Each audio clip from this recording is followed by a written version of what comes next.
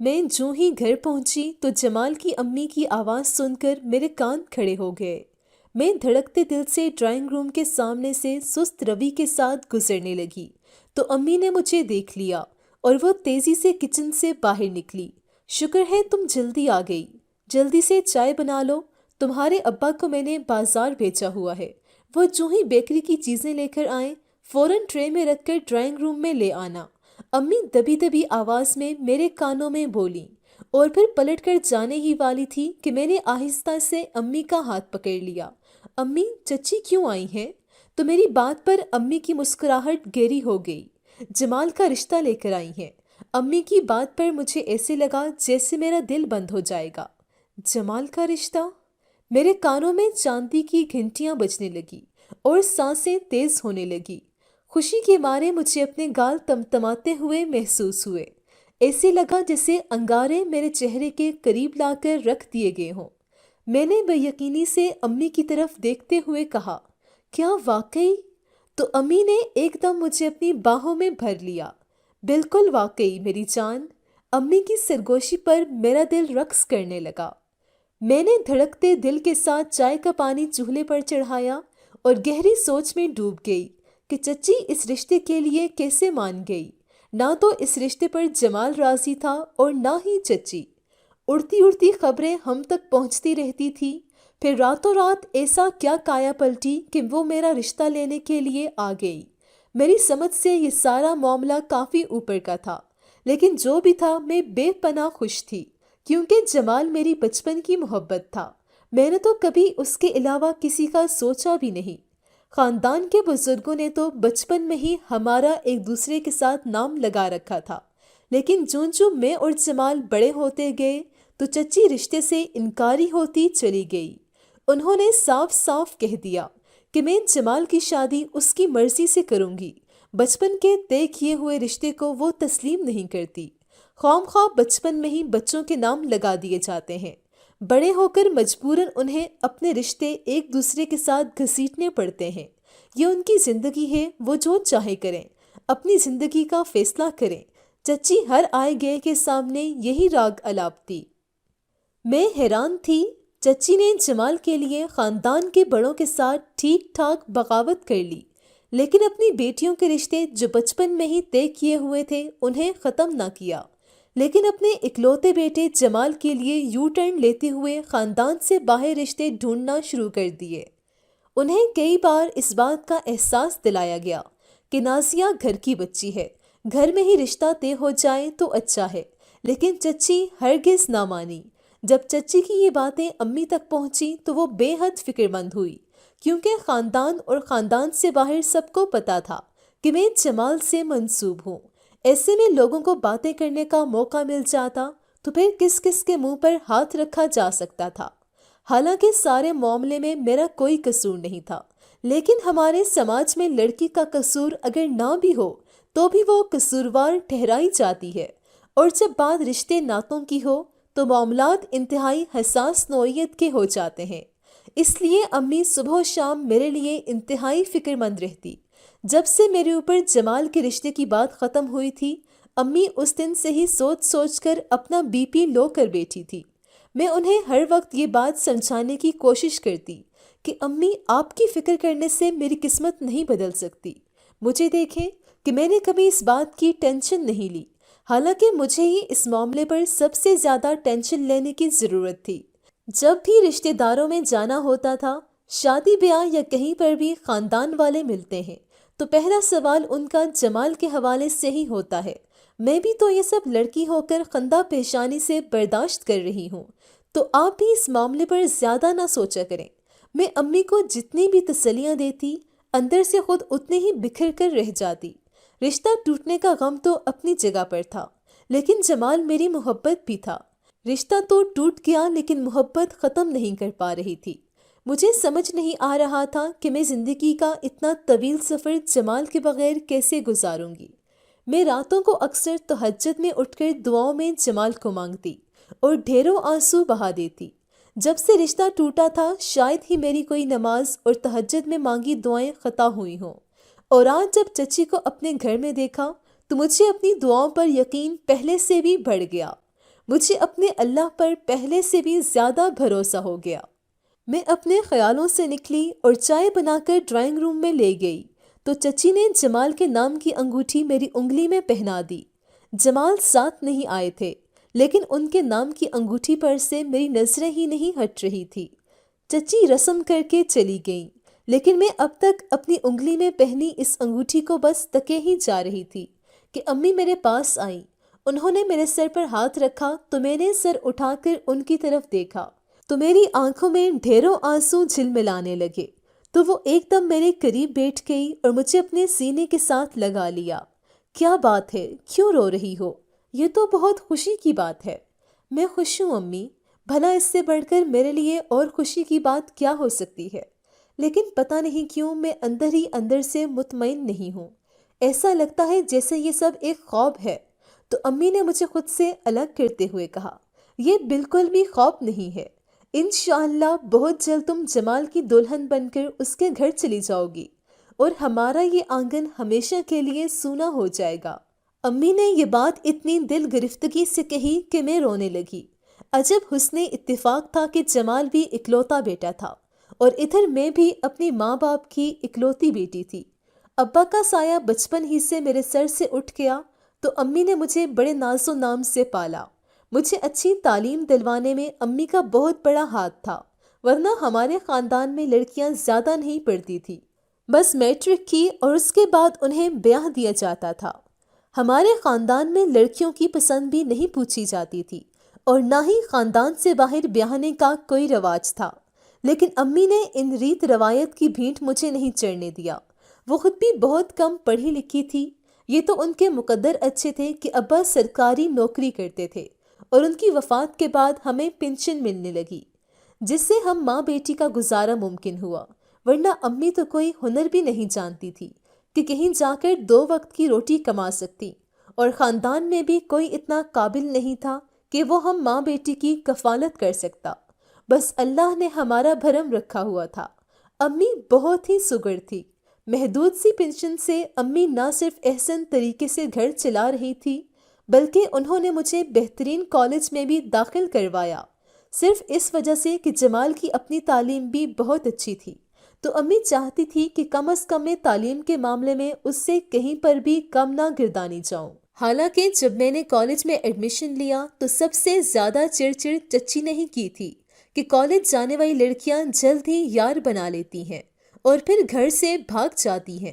اس طرح کی بہت ساری فضول باتیں وہ اٹھتے بیٹھتے امی کو کہتی رہتی تھی، لیکن امی بہت ہی خوش اسلوبی کے ساتھ انہیں کہتی کہ مجھے اپنی تربیت پر پورا بھروسہ ہے۔ میں جس مقصد کے لیے نازیہ کو کالج بھیج رہی ہوں، مجھے یقین ہے کہ وہ اپنا مقصد پورا کر کے ہی وہاں سے نکلے گی۔ حالانکہ میں نے کئی بار امی سے کہا کہ آپ انہیں سخت جواب کیوں نہیں دیتی، تو امی مسکرا کر چپ ہو جاتی۔ بیٹے والی ہے نا، کیسے جواب دوں؟ ہم بیٹی والی ماؤں کو بہت کچھ صبر کے ساتھ پینا پڑتا ہے، تبھی جا کر بیٹی کے گھر بستے ہیں۔ امی کو تو امید تھی کہ میرا رشتہ جلد ہی چچی مانگیں گی، لیکن جب چچی نے انکار کر دیا تو امی بہت ٹوٹ کر روئیں۔ پھر چچی نے جمال کی نوکری لگتے ہی اس کے رشتے دیکھنے شروع کر دیے۔ ہمیں پل پل کی خبر خاندان والے ہی آ کر دیتے تھے تو اور بھی دل دکھ جاتا۔ میں نے کتنی ہی بار اپنی کزنس کو سمجھایا کہ اپنی اپنی ماؤں سے کہو کہ ہمارے گھر اگر آتی ہیں تو امی سے کوئی ایسی ویسی بات نہ کیا کریں، وہ دل پر لے لیتی ہیں اور پھر پریشان رہتی ہیں۔ تو کیا ضرورت ہے میری ماں کو بلا وجہ پریشان کرنے کی؟ چچی بھلے پاکستان میں جمال کا رشتہ کریں یا باہر، مجھے یا میری ماں کو اس سے کوئی غرض نہیں۔ بس میری اتنی ہی التجا ہے کہ میری ماں کو جمال کے گھر ہونے والی کسی بھی ایکٹیویٹی سے باخبر نہ کیا جائے۔ لیکن یہ رشتہ دار کہاں باز آتے ہیں؟ یہ تو اسی جگہ پر چوٹ لگانے کی کوشش کرتے ہیں کہ جہاں پر پہلے سے ہی دل زخمی ہوتا ہے۔ پھر انہی دنوں پتہ چلا کہ جمال کی منگنی کسی بہت ہی امیر کبیر فیملی میں ہو گئی ہے، تو اس دن امی بستر سے اٹھ ہی نہ پائی۔ ان کا بی پی اتنا لو ہو گیا تھا کہ مجھے بالآخر انہیں ہاسپٹل لے کے جانا پڑا۔ میں ایک طرف تو اپنے شکستہ دل کو سنبھال رہی تھی تو دوسری طرف میرے غم سے نڈھال اپنی ماں کو سنبھال رہی تھی۔ میرے سر پر دوہری ذمہ داریاں تھیں۔ مجھے سمجھ نہیں آتی تھی کہ میں ان مشکل حالات سے کیسے نکلوں گی۔ بار بار جمال کے ساتھ کسی اور کے نام کو جڑا دیکھنا میرے لیے آسان نہیں تھا۔ میں اپنے ذہن کو ادھر ادھر بھٹکانے کی کوشش کرتی، مصروف رہتی، لیکن جب بھی تھکن سے چور بدن لیے رات کو جب میں اپنے بستر پر لیٹتی تو جمال کے نام پر میری آنکھیں بھیگتی ہی چلی جاتی، اور پھر دلوں کے حال تو اللہ ہی بہتر جانتا ہے، نہ جانے کس گھڑی کی دعا میرے حق میں قبول ہو گئی، اور جہاں پہ جمال کی منگنی ہوئی تھی وہ ٹوٹ گئی۔ لڑکی والے امیر ہونے کے باوجود حد درجے کے لالچی تھے۔ وہ چاہتے تھے کہ نکاح کے ٹائم حق مہر میں جمال یا تو زمین لکھ کر دے یا پھر پورا گھر لڑکی کے نام کر دے۔ یہ دونوں ہی باتیں چچا اور چچی کو منظور نہ ہوئی، کیونکہ ظاہر ہے انہوں نے یہ گھر بڑی مشکلوں کے ساتھ بنایا تھا، اور وہ کسی صورت نہیں چاہتے تھے کہ یہ گھر وہ اپنی بہو کے نام کریں۔ اس بات پر لڑکی والوں نے ضد باندھ لی تو چچی نے بھی صاف صاف کہہ دیا کہ ہمیں یہ شرط منظور نہیں، اور یوں لڑکی والوں نے کھڑے کھڑے ہی رشتہ توڑ ڈالا۔ خاندان میں کوئی اور تو انہیں رشتہ دینے والا نہیں تھا، کیونکہ سبھی چچا اور چچی کی عادتوں سے اچھی طرح واقف تھے، لہٰذا لوٹ کے بدو گھر کو آئے والی مثال ہو گئی، کیونکہ باہر رشتہ داریاں جوڑنی اتنی آسان نہ تھی۔ اور یہی چچی جو میرا نام جمال کے ساتھ جڑتا دیکھ کر کبھی آگ بگولا ہو جایا کرتی تھی، وہ خود جمال کے ساتھ میرا نام جوڑنے کے لیے امی سے اصرار کرنے لگی۔ میرا اور جمال کا دوبارہ سے جو یہ رشتہ بحال ہوا تھا تو یہ اتنی آسانی سے بحال نہیں ہوا تھا۔ امی کافی شش و پنج میں پڑ گئیں۔ وہ تو نہ ہاں کرنے کی پوزیشن میں تھی اور نہ ہی نہ کرنے کی پوزیشن میں۔ ہاں وہ اس لیے نہیں کر رہی تھی کہ چچی کے مزاج کو وہ بہت اچھی طرح سے جان گئی تھی، اور نہ اس لیے نہیں کرنا چاہتی تھی کہ جمال کے ساتھ جب سے میرا نام ہٹا تھا تب سے میرا کوئی رشتہ نہ خاندان سے آیا اور نہ ہی خاندان سے باہر ہوا، تو ایسے میں امی کو بے حد پریشانی رہنے لگی۔ اسی وجہ سے اب وہ کافی بیمار بھی رہنے لگی تھی، اور وہ چاہتی تھی کہ جلد از جلد میرا رشتہ ہو جائے۔ ایسے میں انہوں نے کئی لوگوں سے مشورہ کیا تو سبھی نے کہا کہ گھر آئے ہوئے رشتے کو یوں ٹھکرانا کفران نعمت ہوگا۔ باقی بیٹیوں کے نصیب کوئی بھی کھول کر نہیں دیکھتا، جو ان کے نصیب میں ہوتا ہے انہیں مل جاتا ہے، اس لیے اللہ پر بھروسہ کر کے یہ رشتہ کر دو۔ اور یوں کافی سوچ بچار کے بعد امی نے میرا اور جمال کا رشتہ طے کر دیا۔ میں جمال کی دلہن بن کر جمال کے کمرے تک تو رسائی حاصل کر چکی تھی، لیکن میں اس کے دل تک نہیں پہنچ پائی، اور یہ بات مجھے شادی کے شروع میں ہی پتہ چل گئی۔ جمال کا میری بات بات پہ مخالفت کرنا اور مجھے کم عقل ثابت کرنے کی کوشش کرنا تو جیسے اپنا وتیرہ ہی بنا بیٹھا تھا۔ وہ جس طرح ہر بات میں میری نفی کرتا، مجھے لگتا کہ میں آہستہ آہستہ اپنی خود اعتمادی کھوتی جا رہی ہوں۔ کئی بار ہنستے ہنستے مذاق مذاق میں ایسی بات کر جاتا کہ میں اپنا دل پکڑ کر بیٹھ جاتی، اور وہ ہر وقت اپنی سابقہ منگیتر کے ساتھ میرا موازنہ شکل و صورت میں بھی کرتا رہتا۔ مجھ پر گہرے رنگ سوٹ کرتے تھے، لیکن جمال کو میرے گہرے رنگ کے کپڑے پسند نہیں تھے۔ وہ مجھے لائٹ کپڑے پہننے کو کہتا۔ جب میں لائٹ کپڑے پہنتی تو کہتا، کیا بڈھی عورتوں کی طرح گھر میں پھرتی رہتی ہو؟ تمہارے پہننے اوڑھنے کا ٹیسٹ کس قدر برا ہے، تو مجھے سمجھ ہی نہ آتی کہ میں کیا کروں۔ نہ اس کو میرا گہرے رنگ کا کپڑا پسند ہے اور نہ ہی ہلکے رنگ کے کپڑے، تو تنگ آ کر میں اس سے کہتی کہ تمہیں میں جن کپڑوں میں اچھی لگتی ہوں مجھے بازار سے لا دیا کرو، تو وہ اس بات پر بھی شدید چڑ جاتا کہ اب میں خواتین کے کرنے والے کام بھی کروں۔ وہ اکثر میرے سامنے اپنی سابقہ منگیتر کی ڈریسنگ سینس کو اپریشیٹ کرتے ہوئے کہتا کہ کیا غضب کے وہ کپڑے پہنتی تھی، تم تو اس کے مقابلے میں بالکل ہی زیرو ہو۔ تو مجھے بڑا تعجب ہوتا کہ جن لوگوں نے ان کو کھڑے کھڑے اوقات دکھا دی، یہ آج بھی اس لڑکی کا دم بھرتا ہے۔ پہلی رات ہی اس نے اپنی سابقہ منگیتر کا ذکر کر کے میرا دل جیسے کھٹا ہی کر دیا۔ میں جس چاہ کے ساتھ جمال کو اپنا جیون ساتھی بنا کر سیج پر بیٹھی تھی، ایسے لگتا تھا اس سیج کی لٹکتی ہوئی لڑیوں کے ساتھ پھول جیسے آرٹیفیشل ہو گئے ہوں، اس کمرے کی ساری معطر خوشبو جیسے اڑ گئی ہو، اور تو اور مجھے اپنے دل کے اندر امڑتے جذبات بھی سرد پڑتے ہوئے محسوس ہو رہے تھے کہ میں خود کو جلدی جلدی سنبھالنے لگ جاتی۔ میں جانتی تھی کہ میرا میکا اتنا مضبوط نہیں ہے، امی ہر وقت بیمار رہتی ہیں اور اگر کسی دن وہ بھی نہ ہوئی تو میرا اس بھری دنیا میں کوئی بھی نہیں ہوگا۔ ایسے میں جمال کو چھوڑ دینے والی سوچ جو میرے اندر ہی اندر پنپ رہی تھی وہ دب کر رہ جاتی۔ میں جو ہر دم اس سے اکتانے لگی تھی وہ اکتاہٹ کم ہونے لگتی۔ میں ایک ایسی چومکھی لڑ رہی تھی جسے لڑتے لڑتے میں ادھموئی ہوئی جا رہی تھی۔ امی کو بھی نہیں بتا سکتی تھی کیونکہ اگر میں ان کو بتاتی تو وہ بہت زیادہ پریشان ہو جاتی، اس لیے میں چپ چاپ اندر ہی اندر کرتی جا رہی تھی۔ میں شادی سے پہلے ایک پرائیویٹ اسکول میں جاب کرتی تھی، اپنا کماتی تھی اور جہاں دل کرتا تھا خرچ کرتی تھی۔ لیکن شادی ہو جانے کے بعد جمال نے میری نوکری چھڑوا دی اور مجھے سختی سے حکم دیا کہ میں گھر بیٹھوں، لیکن پھر میں پائی پائی کی محتاج ہو گئی۔ اسے جب بھی تنخواہ ملتی تو وہ لا کر اپنی ماں کے حوالے کر دیتا۔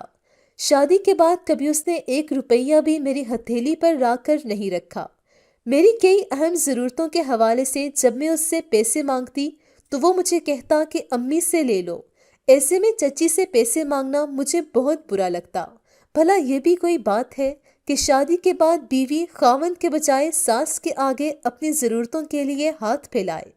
تو میں نے جمال سے کہا کہ آپ مجھے بھی ماہانہ رقم دیا کریں، مجھے چچی سے بار بار مانگنا اچھا نہیں لگتا۔ تو وہ مجھ پر بگڑنے لگا اور اس نے صاف صاف انکار کر دیا کہ تمہاری شاہ خرچیوں کے لیے میری جیب میں اتنی رقم نہیں ہے۔ تو مرتی کیا نہ کرتی کے مصادق میں اکثر چچی سے پیسے مانگتی تو وہ مجھے آنکھیں دکھاتے ہوئے بولتی کہ تمہیں پیسوں کی کیا ضرورت پڑ گئی، سب کچھ تو جمال گھر پر تمہارے لیے لاتا ہے، تو پھر الگ سے پیسے تمہیں کیوں چاہیے؟ وہ پیسے بھی نہ دیتی اور بحث بھی اتنی زیادہ کرتی کہ ان کے آگے پوری ڈالنا میرے بس سے باہر ہو جاتا، تو میں نے ان سے مانگنا ہی چھوڑ دیا۔ لیکن اس بات کا ذکر میں نے امی سے ضرور کیا تو انہوں نے مجھے کہا کہ بیٹا صبر سے وقت گزارو، ایک دن اللہ اچھا بھی کرے گا۔ لیکن میں کتنا صبر کرتی، چھوٹی چھوٹی ضرورتیں مارتے مارتے میں اندر ہی اندر سے خود مرنے لگی تھی۔ تبھی میرے یہ مسائل کم نہیں تھے کہ اچانک میرے سر پر ایک اور نئی افتاد آن پڑی۔ شادی کے صرف 3 ماہ بعد ہی چچی کو بچوں کی پڑ گئی۔ وہ اٹھتے بیٹھتے مجھے باتیں سناتی کہ تمہارے ساتھ کی جتنی لڑکیاں بیاہی گئیں وہ سب امید سے ہیں، ایک تم ہی ہو جو ہمیں اس خوشی سے محروم کر رہی ہو، آخر تم کوشش کیوں نہیں کرتی؟ تو میں حیرت سے ان کے منہ کی طرف دیکھتی کہ اولاد میرے بس کی بات تو نہیں ہے، یہ تو مکمل اللہ کے اختیار میں ہے کہ وہ جسے چاہتا ہے اولاد دیتا ہے اور جسے چاہتا ہے اس نعمت سے محروم رکھتا ہے۔ اس میں انسانی اختیار بھلا کہاں چلتا ہے؟ کبھی مجھ پر طنز مارتے ہوئے کہتی کہ تمہاری ماں نے بھی ایک ہی پیدا کر کے بس کر لی تھی، تمہارا تو لگتا ہے کہ تم ایک بھی نہیں پیدا کر پاؤ گی۔ تو ان کی باتیں سن کر میرا اندر ہی اندر دم گھٹنے لگتا۔ میں انہیں کہتی بھی تو کتنا کہتی، اس معاملے میں سپورٹ کرنے والا مجھے دور دور تک کوئی نظر نہیں آ رہا تھا۔ میں نے جمال سے اس سلسلے میں بات کی تو اس نے بھی میرے ساتھ ہمدردی یا میری سائیڈ لینے کے بجائے اپنی ماں ہی کی سائیڈ لی، اور ایک دن تو اس نے دل جلانے میں حد ہی کر دی۔ مجھے کہنے لگا کہ اگر میری سابقہ منگیتر ہوتی تو اس وقت اس کے پیٹ میں جڑواں بچے ہوتے اور میں خوشی خوشی اکڑ کر پوری برادری میں پھر رہا ہوتا، لیکن تم سے شادی کر کے تو میری خجالت ہی ہے۔ جہاں جاتا ہوں خوشخبری کے بارے میں لوگ مجھ سے پوچھتے ہیں تو آنکھیں چرا کر گزر جاتا ہوں کہ بھلا کہوں تو کیا کہوں، یہاں تو تمہارے اندر کوئی ہلچل ہی نہیں پیدا ہو رہی۔ تو اس کی باتیں سن کر میں مجرم بن جاتی۔ میرے لاکھ اصرار پر جمال مجھے ڈاکٹر کے پاس بھی نہیں لے کر جا رہا تھا، اور پھر اسی نوک جھونک میں سال گزر گیا اور مجھ پر بانجھ کا لیبل لگ گیا۔ امی نے کئی بار جمال کو بھی کہا کہ اسے کم از کم ڈاکٹر سے چیک تو کروا دو، تو وہ کہنے لگا کہ یہ بانجھ ہے، میں اس پر کیا پیسہ لگاؤں، اگر یہ ٹھیک ہوتی تو اب تک بچہ جن چکی ہوتی۔ تو اماں اس کی باتیں سن کر شدید حیرت کے ساتھ میری طرف دیکھنے لگی تو میں نے نظریں چرا لی۔ امی نہایت جہاندیدہ عورت تھی، اس لیے خاموش رہ گئی۔ جانتی تھی کہ اگر بات کریں گی تو بات بڑھ جائے گی اور اس میں سراسر گھاٹا ان کی بیٹی کا ہی ہوگا۔ چچی تو اب جمال کی دوسری شادی کروانے کے در پہ تھی۔ اپنی سوکن کی تلوار مجھے اپنے سر پر لٹکتی ہوئی نظر آ رہی تھی۔ میں ہر وقت اللہ سے دعا کرتی کہ وہ کوئی راستہ نکالے، کہ جمال دوسری شادی نہ کر سکے۔ ایک روز ایک فقیرنی میرے گھر کے دروازے پر آئی تو میرے پاس کچھ بھی نہیں تھا کہ میں اسے دیتی۔ وہ بے حد بھوکی تھی تو میں نے اسے کہا کہ وہ کچھ دیر انتظار کرے، میں اس کے لیے میٹھی روٹی بنا کر لے آتی ہوں۔ وہ بے حد بھوکی تھی تو میں نے اسے کہا کہ وہ کچھ دیر انتظار کرے، میں اس کے لیے میٹھی روٹی بنا کر لے آتی ہوں۔ تو وہ وہیں دروازے پر بیٹھ گئی۔ میں اس کے لیے میٹھی روٹی لے کر آئی تو وہ مجھے دعائیں دینے لگی تو میں تلخی سے مسکرا دی اور کہا، بھلا ایک بانجھ عورت کو کون سی دعا لگ سکتی ہے؟ تو فقیرنی نے میری طرف حیرت سے دیکھا اور کہا کہ اگر تو اولاد چاہتی ہے تو آدھی رات کو پچھلے قبرستان میں آ جانا، میں تمہیں حاملہ ہونے کا راز بتاؤں گی۔ تو اس کی یہ بات سن کر میں بے حد خوش ہو گئی، ایک امید سی بن گئی۔ قبرستان ہمارے گھر سے چند قدم کے فاصلے پر ہی تھا، لہٰذا میں نے رسک لینے کا سوچ لیا اور جو ہی آدھی رات ہوئی تو میں وہاں چل پڑی۔ چاند کی پوری روشنی میں قبرستان روشنی میں نہایا ہوا نظر آ رہا تھا۔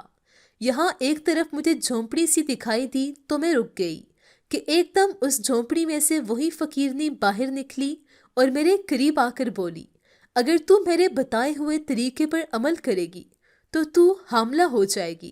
اور پھر اس نے جھونپڑی میں جانے کا کہا تو میں نے اس کے طریقے پر عمل کرنے کے لیے جو ہی جھونپڑی کے اندر قدم رکھا تو وہاں پر بیٹھا ہوا ہٹا کٹا فقیر دکھائی دیا۔ تو میں جان گئی کہ وہ مجھے کس عمل کی طرف راغب کر رہی ہے۔ یہ تو سراسر گناہ تھا۔ میں پلٹ کر واپس آ گئی اور فقیرنی کو کہا کہ تمہیں شرم نہیں آتی مجھے گناہ کی دعوت دیتے ہوئے؟ تو اس نے کہا کہ اگر تجھے یہ گناہ لگتا ہے تو مت کر، رہ ساری عمر یوں ہی بانجھ کی بانجھ۔ یہاں پر کتنی ہی عورتیں آتی ہیں اور اپنی دل کی مراد کو پا لیتی ہیں۔ تو میں سوچو بچار میں پڑ گئی کہ میرے اس گناہ کے بارے میں تو کسی کو بھی پتہ نہیں چلے گا اور میں اپنی مراد بھی پا لوں گی۔ یہی سوچ کر میں دوبارہ اس جھونپڑی میں چلی گئی جہاں پر بیٹھا ہوا فقیر مجھے دیکھ کر اٹھ کر کھڑا ہو گیا۔ میں جب گھر واپس آئی تو سب سو رہے تھے، کسی کو بھی پتہ نہیں چلا کہ میں نے بھی شکر کے کلمے پڑھے اور جا کر لیٹ گئی۔ کچھ ہی دنوں میں مجھے اپنی طبیعت گری گری سے محسوس ہونے لگی تو جمال مجھے ڈاکٹر کے پاس لے گیا۔ وہاں جا کر پتہ چلا کہ میں تو پریگننٹ ہوں۔ میری تو خوشی کا کوئی ٹھکانہ ہی نہ رہا تھا۔ سب سے زیادہ جمال خوش تھا اور اسے خوش دیکھ کر میرا دل مطمئن ہو گیا۔ البتہ چچی کا رویہ جوں کا توں ہی تھا کیونکہ وہ جمال کے لیے لڑکی پسند کر چکی تھی۔ یہ اور بات ہے کہ جمال انہیں مسلسل ٹال رہا تھا اور مجھے یہی بات حیران کن لگتی تھی کہ جمال آخر اپنی ماں کی بات کیوں نہیں مان رہا۔ اور اب تو چچی کی بات ماننے کا سوال ہی پیدا نہیں ہوتا تھا کیونکہ اب تو میں خود ان کی دلی مراد پوری کرنے جا رہی تھی، انہیں وارث دینے والی تھی۔ 9 ماہ گزرے اور اللہ تعالیٰ نے مجھے بیٹا دیا۔ میں ابھی ہاسپٹل میں ہی تھی کہ وہی فقیرنی مجھے وارڈ میں نظر آئی تو میں پریشان ہو گئی کہ یہ یہاں کیا کر رہی ہے۔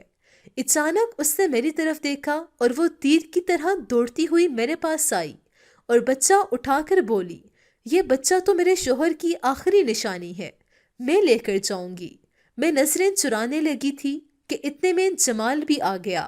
جمال مجھے غصے سے دیکھنے لگا۔ میں اسے صفائیاں دینے کی کوشش کر ہی رہی تھی مگر اس نے مجھے وہیں کھڑے کے کھڑے طلاق دے دی اور کہا کہ جو کارنامہ تم نے کیا ہے اس کا ذکر کسی سے مت کرنا ورنہ ہم سب کی بدنامی ہوگی۔ تو میں منہ چھپا کر رونے لگی۔ جمال مجھے وہیں چھوڑ کر جا چکا تھا۔ امی روتے ہوئے مجھے لے کر واپس اپنے گھر آ گئیں۔ میں ابھی تک بے یقینی کے عالم میں گھری کھڑی تھی کہ یہ میرے ساتھ ہوا کیا ہے۔ مجھے کسی پل چین نہیں تھا۔ میں اس فقیرنی سے ملنا چاہتی تھی کہ آخر اس نے یہ میرے ساتھ کیوں کیا۔ چنانچہ آدھی رات کو میں چپکے سے گھر سے نکلی اور اسی قبرستان میں پہنچی جہاں پر اس فقیرنی کی کٹیا تھی۔ راز جاننے کے لیے جیسے ہی فقیرنی کی کٹیا میں داخل ہونے لگی تھی کہ اچانک مجھے اپنے شوہر کی آواز سنائی دی تو میں ٹھٹک کر باہر ہی رک گئی۔ جمال اس فقیرنی کی کٹیا میں کیا کر رہا ہے؟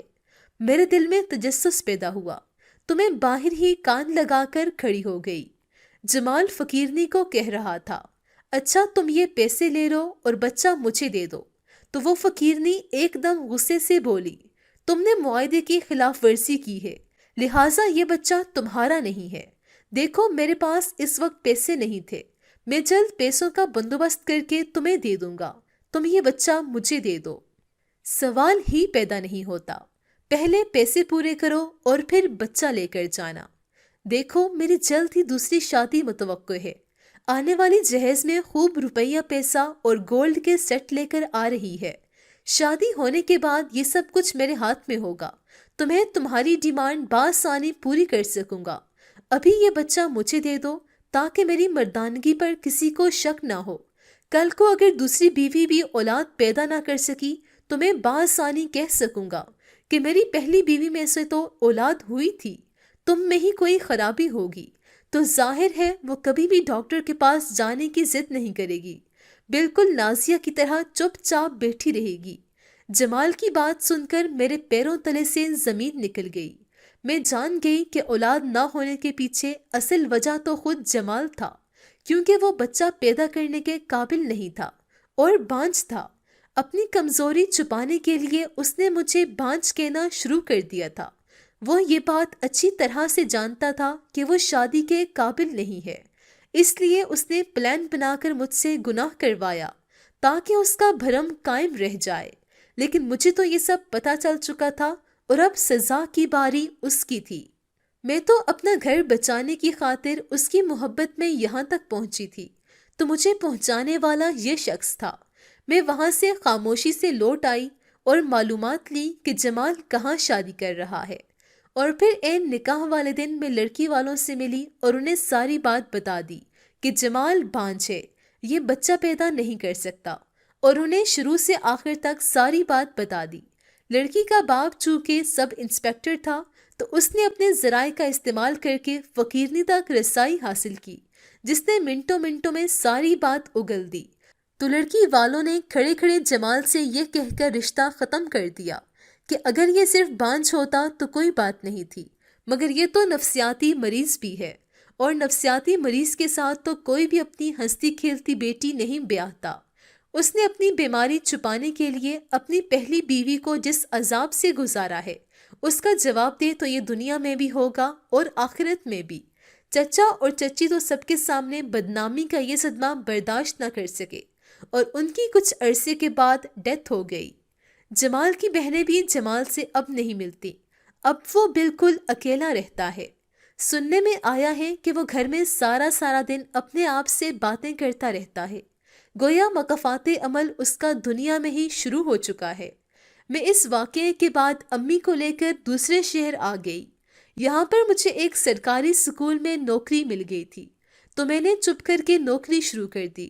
نوکری کے 2 سال بعد میرے ایک کولیگ کا رشتہ آیا ہے، ابھی بات چل رہی ہے۔ دعا کریں کہ اللہ اس میں ہمارے لیے آسانی والا معاملہ فرمائے، آمین۔